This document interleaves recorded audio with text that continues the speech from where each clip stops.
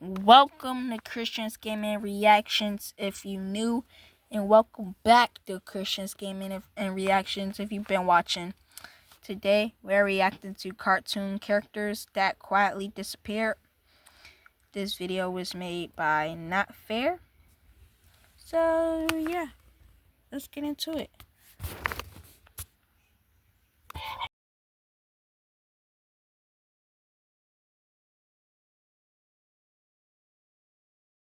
Were lucky enough to get a proper goodbye before they left the show.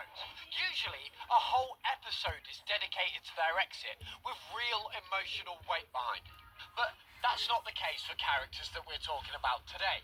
Not Fair Studios has gone through every cartoon that quietly lost a character without explanation, and even in some cases without anyone noticing for years. Some of the stories behind it are so bizarre that the character was essentially erased by the very people who created them. One of those bizarre stories is Flats the Flounder, who showed up in season 3, episode I do not remember this dude in SpongeBob. New classmate at Mrs. Puff's boating school.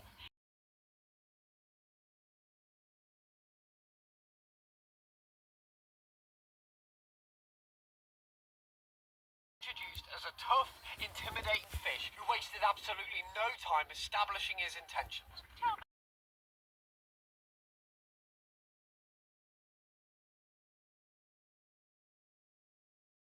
Seconds of meeting SpongeBob, he told him flat out that he was going to kick his ass.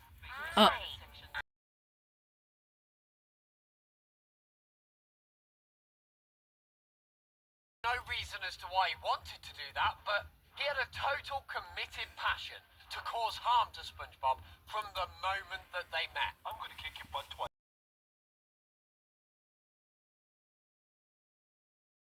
In that episode was to represent something SpongeBob rarely had to deal with, which was a straightforward bully, a fish who had decided to make SpongeBob's life miserable and was not going to stop. Kicking someone's butt means that he wants to be your friend. And maybe play some sports with you on weekends. I got diarrhea. You always saw him as one of the more memorable one-off characters that the show had ever produced. And the reason for that, partly, is because of the concept that was so simple.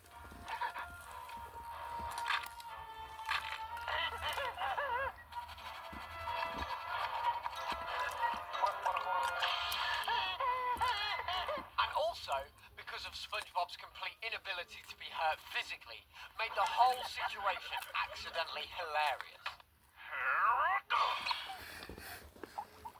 Did you hear me? I said I'm ready. That tickled. After that episode, Flats essentially stopped existing in any way that he did previously. He appeared in the background crowd shots occasionally, but he never spoke again and never got another storyline of his own.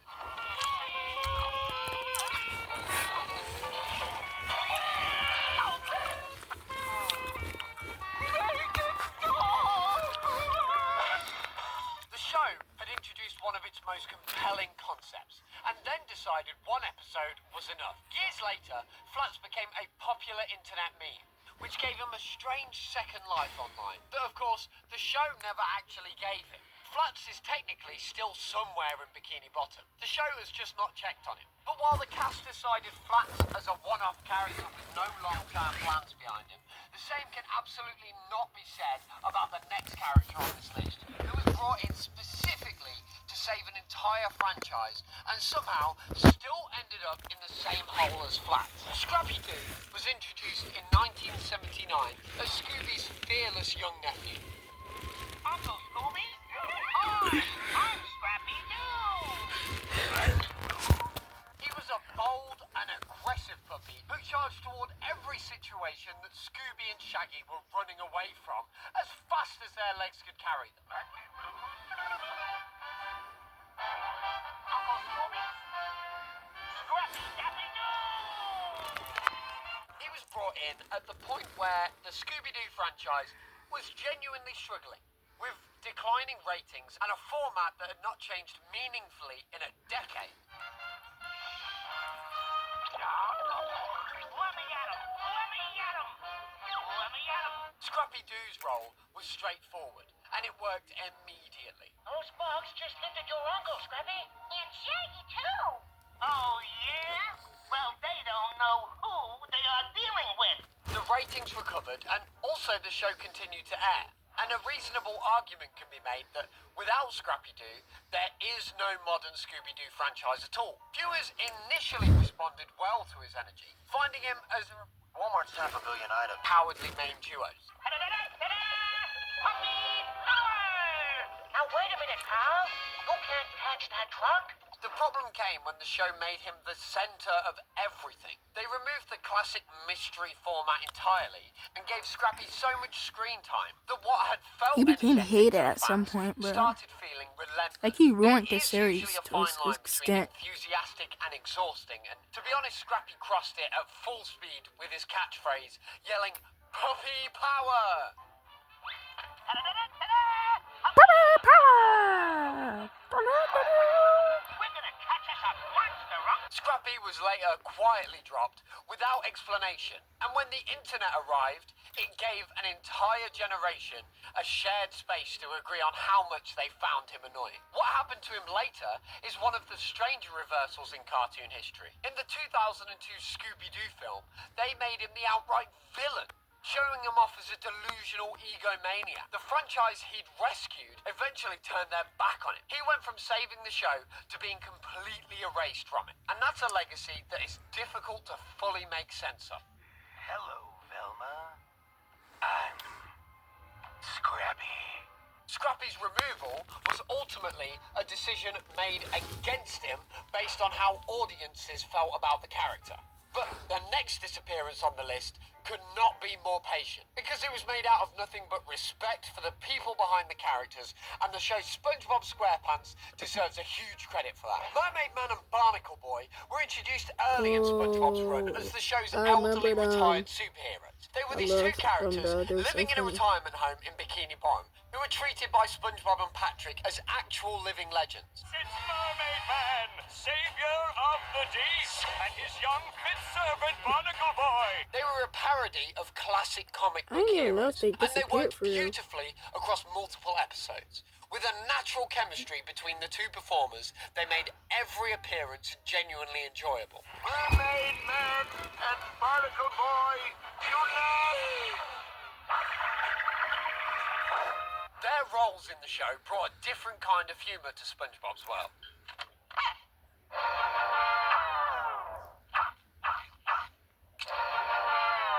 Viewers loved them consistently, and their episodes remain among the more fondly remembered in the show's earlier seasons. Through the devil doors! So these guys. I told you I'm not hungry, Mermaid Man. The chemistry felt real because it was built on a genuine bond that came through very clearly in every scene. We've got to keep up our strength for the fight against evil! What a dive. Their disappearance had nothing to do with ratings or decisions or any behind-the-scenes conflicts. The Mermaid Man voice performer passed away in 2012, and the show made an immediate decision not to recast the role. The Dawg, so Barnacle you're Boy always voice born, actor bruh. didn't return after that either, and he passed away in 2019. Since Bro. 2012, both characters have appeared only in non-speaking roles in the background as toys and posters. That's mad Mind respect, you, though. the show's I can't been even get running mad. for I would get 25 mad, years. but They that's could have okay, mad recast respect. both roles at any point, but I mean they chose not to, and that decision has held all these years. Those voices belonged to those performers, and the show decided they couldn't simply be handed to someone else. This is a massive amount of proof that not every disappearance is a dark story. That said, the next character on this list had a disappearance that was anything but Chef, peaceful, and is one of the most genuinely complicated stories Is- on the is- entire list. Yep, Chef PP. Chef was the school's cafeteria cook at I can South tell. Park Elementary, It's my and favorite one of the show. If y'all ain't know, original South adult Park's my figures favorite in the show. from the very first episode. He was warm, funny, and consistently present across the 9 seasons, providing the boys with guidance, musical life lessons, and also showing up in some of the most iconic moments the show produced in its early years. Leaving so soon? I got a long way to go to raise the kind of money I need. Well, best of luck to you then. How was it, honey? Pretty much what I expected. His role was essentially that of the one reliable adult in the South Park world. person who actually listened to the boys and tried to help them, even when his advice was questionable. I'm gonna make love to you, woman. Gonna lay you down by the fire. I remember And this. caress your womanly body. Make you moan and perspire. Let's hold it right there, Chef. We all know where you were headed. Viewers saw him as Oh my god. so established that the idea of the show without him seemed genuinely unimaginable. In early 2006, a statement was issued that he was leaving South Park due to the show's unfair treatment of the Scientology religion. The South Park cast killed off Chef at the start of season 10 in an extremely exaggerated sequence that portrayed him as brainwashed by a cult. It was a defensive move by the show. The problem is that the full picture behind that statement is far more complicated than it appeared at the time, involving circumstances that were entirely outside the performer's control, and that he was in no Hey, it's the position Chef to address PP. himself. Also, He passed away dude, in that same 2008, chef. having never Wait, what? returned to the show. Honestly speaking, Chef deserved The a actor fair or the ending. character? Wait. He passed away in 2008, No way. having entirely outside the performer's control, and that he was in no position to address himself. He passed away in 2008. I'm gonna search having this up. never returned. Yep, Isaac Hayes actually died August 10th, 2008. Actually, I didn't know that for real. I thought he was still alive. Anyways, back to the video. Both Chef's disappearance and the next one on this list were ultimately driven by circumstances off-screen that had nothing to do with the characters themselves, which makes them feel particularly unfair when you look back at them now. Maud Flanders was Ned Flanders' devout and warm-hearted wife. She had a consistent presence in the show since the first season. She was not a leading character, but she was always there in the background of the Flanders household. There's my little popcorn ball. Gizzy. Oh, hello, sponge cake. I thought you boys might be hungry, so I whipped up some club sandwiches. Ain't she wonderful? They say your folks can't pay the rent, so we're watching you by act of government. Her role on the show was that of the moral anchor of the Flanders home. She was the counterpart to Ned's enthusiastic, over-the-top religiousness. Also, her presence grounded the family in a way that the viewers came to take for granted without even realizing it. Nettie! The Simpsons operates almost entirely on a reset burn, where nothing sticks and most of the consequences are not permanent, which is what makes what happened to Maud so unusual. She was killed off in the episode Alone Again, Natura Diddley, after being knocked off the bleachers at the Springfield Speedway by t-shirt cannons which were aimed at Homer, but he ducked at the last moment, leading to Maud's devastating death. Ooh, a bobby pin. Maud? And unlike virtually everything else on this show, it stuck. And after that, Ned became a permanent widower. And still, after 25 years later, Maud is still dead, appearing only in flashbacks and occasional ghost sequences. I am. Whether you noticed her or not, Maud was always there. And we thought she always would. The reason behind her removal had nothing to do with the story, and it had everything to do with a contract dispute with the person who voices Maud. The show killed Maud off rather than rewrite around her absence, and in doing so, they accidentally created one of the only lasting consequences in a show famous for having none. Her performer eventually returned to voice Maud in flashbacks and ghost appearances after a new agreement was reached with the cast, but the character herself was long gone by then. Maud at least got a death episode, even if the reasons behind it were entirely off-screen. While the next character on this list didn't even get that much. Kevin Swanson was Joe and Bonnie's son. He was a recurring support character who appeared comfortably throughout the Family Guy's earlier seasons as part of the Quahog neighborhood that the show built around its core group. So, do you like music? Oh yeah, I played guitar in a band before we moved, but it interfered with my studies. What do you listen? First. I'm into Garbage, Fish, Blur. My parents He was never a lead character in the show. don't like me listening to that stuff, but I do anyway, because I am not a robot! I also like radio. That's probably the reason for it, but he had a consistent presence throughout the show.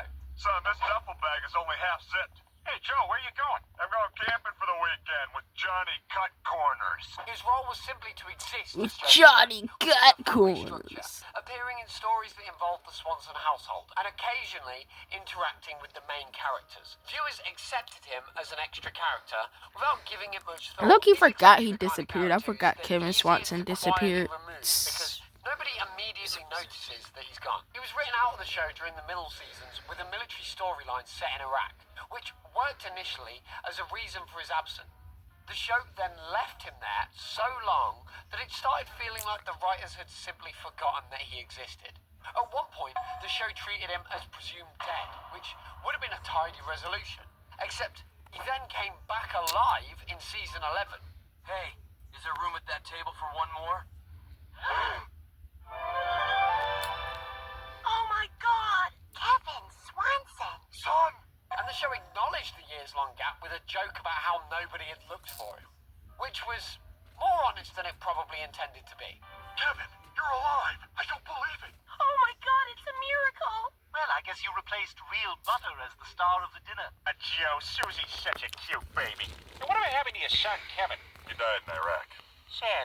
Since his return, Kevin has appeared occasionally, but so inconsistently that he functions less like an established character, more like someone the writers remember to include every few seasons, when a Swanson family storyline calls for it. That level of inconsistency is genuinely unusual. Kevin can't complain because he was at least eventually brought back, which is more than what can be said for this next character, who was phased out so gradually that most viewers didn't even register that she was gone until she'd been missing for years. Tootie was Vicky's younger sister and also one of the most consistent recurring characters in The Fairly Odd Parents show. Across its strongest season, she appeared regularly in the show's earlier seasons as the girl with the oversized glasses and the relentless crush that she had I on forgot Timmy about her Turner. too.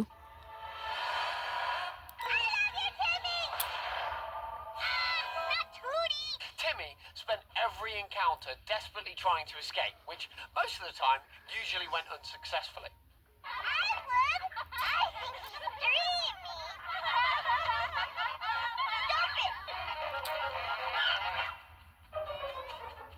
Her role in the show was that of the recurring comedic presence tied to her sister, Vicky's storylines. But she also occupied a specific and distinct place in Timmy's world as one of the very few characters who genuinely liked him without any motive. Will you be my Valentine? Yes! Yes! Yes! Ah, well. She's so obsessed with him, even the fairies think it's awkward. That's getting awkward. Most of the people in Timmy's life either wanted something from him or actively made his life worse. But Tootie just liked him, and that made her a very different kind of character from everyone else in his orbit. Viewers saw her as a reliable part of the show's texture, someone who could always be counted on to appear when the story needed her. Around season 8, her appearances began thinning out noticeably, and by the later seasons, she simply stopped being included. No episode addressed her absence, and they didn't even explain where she'd gone.